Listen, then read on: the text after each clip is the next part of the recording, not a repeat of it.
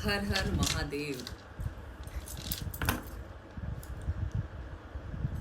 बिना बताए आ गई मैं। Was overwhelmed।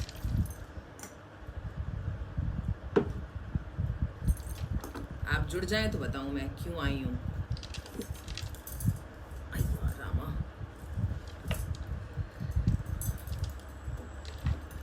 आप सभी को ढेर सारा प्रेम और स्नेह और धन्यवाद देने के लिए उपस्थित हुई हूँ। और ये मेरा अटूट विश्वास है अब कि मेरे देश में महिलाओं को आने वाले समय में असुरक्षितता की भावना से ग्रस्त नहीं रहना पड़ेगा। मेरे भाई जो हैं सब, वो इस समय सशक्त हैं और अपनी बहनों के लिए, माताओं के लिए खड़े हो जाते हैं। मैं देखती रहती हूँ कमेंट्स आप सभी के, कई बार मैं सबको उत्तर नहीं दे पाती तो शिकायतें भी होती हैं। मैं स्पेशली ये धन्यवाद देने के लिए आई हूँ ये वीडियो से आप सभी को, जो मैं देखती हूँ आप सभी के कमेंट्स पढ़ती हूँ और जिस तरह से आप जब कोई अपमान करता है या अपमानजनक कोई बात करता है तो आप लोग जवाब देते हैं। तो मेरी बहनों को, माताओं को, पुत्रीवत और पुत्रवत बालकों को, बालिकाओं को, भाइयों को, सबको बहुत बहुत धन्यवाद। कभी कभी मैं आप लोगों के उत्तर नहीं दे पाती हूँ क्योंकि कमेंट्स धीरे धीरे अपडेट होते हैं। जैसे जैसे नए कमेंट्स आते हैं तो उसमें अपडेट होने में उनको टाइम लगता है, तो बार बार रिफ्रेश करने के बाद ही वो नए कमेंट्स दिखाई देते हैं। तो कई बार कोई अनदेखा हो जाता है तो उसके लिए आप मुझे क्षमा करें, क्योंकि मैं कई हो सकता है मेरे से अनदेखी हो जाती है। बहुत सारे कमेंट्स मैं नहीं आंसर कर पाती, बहुत सारे कमेंट्स के आंसर करती हूँ तो कई बार मुझे लिखते हैं आप लोग कि जो बुरा बोलता है आप उसको उत्तर देते हैं, बुरे बोलते हैं उनको उत्तर देना आवश्यक है, क्योंकि वो गलत। आपको पता है, मैं आपको मेरी दादी कहानियाँ सुनाती थी तो मैं आपको एक छोटी सी एक कहानी सुनाती हूँ गुरु नानक देव जी की। बाला और मर्दाना उनके शिष्य थे जो उनके साथ हमेशा रहते थे, जो उनके लॉयल शिष्य थे। तो गुरु जो होते हैं वो दृष्टांतों से या एग्जाम्पल से या कुछ प्रैक्टिकल्स के थ्रू अपने शिष्यों को जीवन के जो सत्य होता है, जीवन का जो सत्य है, उसको समझाने की चेष्टा करते हैं। तो बाबा नानक जो थे वो भी ऐसे ही थे। वो अपने जो बाला और मर्दाना है उनको एग्जाम्पल्स के थ्रू समझाया करते थे। तो एक बार वो लोग किसी गांव में गए और उस गांव में जो है उनकी बड़ी आव भगत हुई, बड़ा सादर आदर सम्मान हुआ, बड़ा उनको काफ़ी दिन वो वहाँ रुके उस गांव में, क्योंकि पुराने समय में साधु संत गांव में रुका करते थे और गांव के लोग उनकी देखभाल किया करते थे, उनका रहने का और खाने की व्यवस्था किया करते थे। चाहे वो कितने भी दिन रुकें, किसी को कोई परहेज नहीं होता था इस चीज़ से, बल्कि उन्हें अच्छा लगता था कि साधु संत कोई आकर के उनके यहाँ रुका है। तो ऐसे ही जब बाबा नानक और बाला और मर्दाना जो है उनके साथ एक गांव में रुके, बड़ी उनकी आवभगत हुई, बड़ी सेवा हुई। और चलते समय हर साधु स्वभाव जो व्यक्ति होता है उसका एक स्वभाव में होता है कि जब वो कहीं से जाता है उसकी सेवा शुश्रूषा होती है और वो जाता है वहाँ से तो वो आशीर्वाद दे करके जाता है। तो बाबा नानक ने भी जो है उस गांव के लोगों को जब वो वहाँ से विदा ले रहे थे तो उन्होंने उनको आशीर्वाद दिया, वसे रहो। वसे रहो मतलब सब लोग उजड़ जाओ, मतलब जिन्होंने उनकी सेवा की उनको बोला उजड़ जाओ। उजड़ जाओ मतलब यहाँ से सब लोग जो है बिखर जाओ, डिवाइड हो जाओ, ऐसा आशीर्वाद दिया। तो बाला मर्दाना अपनी सर खुजाने लगे कि इन्होंने तो इतनी सेवा की है तो इनको ऐसा आशीर्वाद क्यों दिया, बट उन्होंने कुछ बोला नहीं। फिर वो आगे बढ़े और अगले गांव में गए तो उनकी बड़ी अनादर उनका हुआ, बड़ा मतलब लोगों ने बड़ा अनादर किया, उनका सेवा नहीं की और अभद्रता की उनके साथ में। तो उनको वहाँ से बाबा नानक मुस्कुराते हुए उस गांव से निकले और उनको बोला वसे रहो मतलब बसे रहो। तो आशीर्वाद ये दिया। बाला मर्दाना को बड़ा कि ऐसा क्यों, जो लोगों ने इनका बुरा किया उनको तो अच्छा आशीर्वाद दे के आए, बसे रहो। और जो लोग बेचारे इतनी सेवा की इतने टाइम तक, उनको बोलते हैं उजड़ जाओ। मुझे बाबा बताओ क्या है ये, क्या क्या इसमें गूढ़ रहस्य है, ये क्या रहस्य है इसमें आपके आशीर्वाद में?